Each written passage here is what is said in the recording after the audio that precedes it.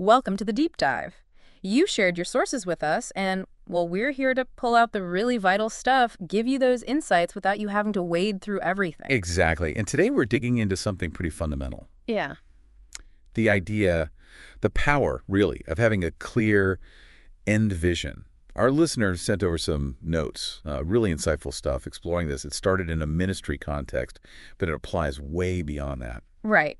So our mission for this deep dive is pretty straightforward, but important. Understand why defining that desired end result is so critical for, getting things done effectively. And then figure out how you actually start building that vision. And we're doing this all based on the notes you, our listener, provided. Okay, let's jump right in. The notes, they immediately flag a key problem. Yeah, what's really striking is how it starts with this core challenge. A lot of people, maybe most people, struggle just knowing where to even begin something. Right. Because they don't have clear goals. The notes talk about this lack of a destination for all the effort they might be putting in. And there are these great quotes in the notes to really drive that home. If we do not know where we are going, any road will take us there. The classic Lewis Carroll line, essentially. Yeah, and the even more direct one, if we do not know where we are going, we will never get there. It's just, It feels so basic, but often overlooked. It really is fundamental. It highlights that just being busy, just doing stuff, isn't the same as making actual progress toward a goal. You could be burning a lot of energy. Exactly. But is it focused? Is it actually moving you towards something specific you want to achieve? Or are you just, spinning your wheels? Okay, so if that's the problem, this sort of aimlessness, what's the fix? The notes bring up this concept of envision. What exactly is that? So Endvision, as the notes lay it out, is basically about painting a really clear, vivid picture in your mind of what success looks like. What does it look like when this thing is done, when it's complete? Having a solid grasp of the end result. Precisely. And the notes use a really powerful illustration here, actually, from the Bible. Yes, the reference to Revelation 7.9, John's vision. Can you unpack that a bit? Sure. So John describes this incredible scene, right? A huge crowd, countless people from every single nation, tribe, people group, and language. They're all gathered together around the throne, praising God. Okay. Now, the point that notes draw from this is pretty profound. This vision shows that right from the start, there was this incredibly clear picture of the ultimate desired outcome.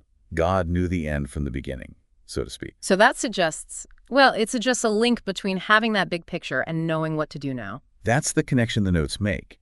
The thinking is, if having a clear end in mind can guide something on such a massive cosmic scale, right, then understanding our desired end, our specific goals for whatever we're doing, becomes incredibly important for guiding our actions right now. It gives you a framework, a direction. Okay, I think we get the why. The importance of having this end vision is clear, but how do we start building one? The notes get practical here. They do.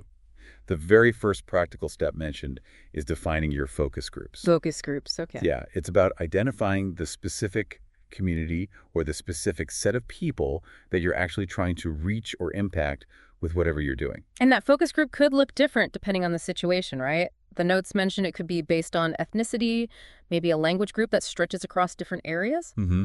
Or it could be a specific geographical area, like a neighborhood or a region. Yeah. But if it's geographic, you then have to think about all the different people groups within that area. Right. You can't just gloss over the diversity within a place. Exactly. It forces you to be specific. Who are you trying to connect with? Is it about culture, language, location? Each needs a slightly different lens. And you can see how this applies outside of ministry, too. If you're launching a product, who's your target customer? Starting a community project, who are you serving? It's the same principle. Absolutely. It's about knowing your audience, knowing who you're trying to engage with. Okay, so step one, define the focus group. Get specific about the who. What comes next in building this end vision, according to the notes? The next step is about quantifying the vision. So moving from the who to the how many. Quantifying, meaning like numbers. Yes. Specifically, trying to determine the number of churches or, whatever the equivalent unit is in your context needed to effectively reach that focus group you just defined. Okay, but the notes are careful to point out this isn't necessarily about you personally starting all of those, right? No, not at all. That's a crucial clarification. It's about the total number needed overall to provide a genuine opportunity for everyone in that focus group to connect or engage. It's about the scope of the need. And the notes give some pretty big examples here. They do. really illustrative ones, like the 250-plus Baptist churches now in Cambodia, where the person writing the notes only actually planted the very first one. It shows how things can multiply. Right. And that other one, the goal of 1 million house churches in a particular state in India, Yeah. that's a massive vision. It really shows thinking big, thinking about saturation. And how do you get to a number like that?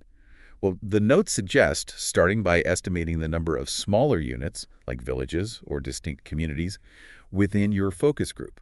So count the villages or neighborhoods first. Kind of. It gives you a baseline. It's an initial estimate. Obviously, it's not set in stone. You'll refine it as you learn more, as you're on the ground. But it gives you a starting point for the scale. Got it. So we've defined the who, the focus group. We've estimated the how many, the quantity needed. Now we need to talk about the what. What should these churches or units actually look like? This feels like the qualitative part. Exactly. This is where you start adding detail, fleshing out the picture of that end vision. Yeah. The notes pose some really critical questions here. Things like, will these groups have dedicated buildings or not? Will they have full-time paid leaders? Or will they be smaller, maybe more informal groups, meeting in homes? Where will they meet? What will they actually do when they get together? How often? Lots of practical questions. And the notes seem to say you need to think about this stuff now, right? Not later. Absolutely. That's the key point. These aren't details to figure out down the road. You need to consider them from the beginning, because the answers fundamentally shape how you start the work. They influence the initial model. Because the goal isn't just to start one, it's often about reproduction. Yes, especially in the ministry context the notes focus on. The emphasis is often on rapid growth, on multiplication churches planting churches, or groups starting groups. So the characteristics you define for that first unit need to support that kind of organic, reproducible growth. You want to build something that the local people can easily replicate themselves. Precisely. Something sustainable. Something that doesn't depend heavily on outside resources or structures that can't be easily copied within that community. And the notes actually give a very concrete example, don't they? An Endvision statement for reaching a group called the South People. Can we walk through some of those characteristics? That sounds really helpful. Yeah, that example is incredibly practical. It lays out a vision where these groups, these house churches, meet in homes.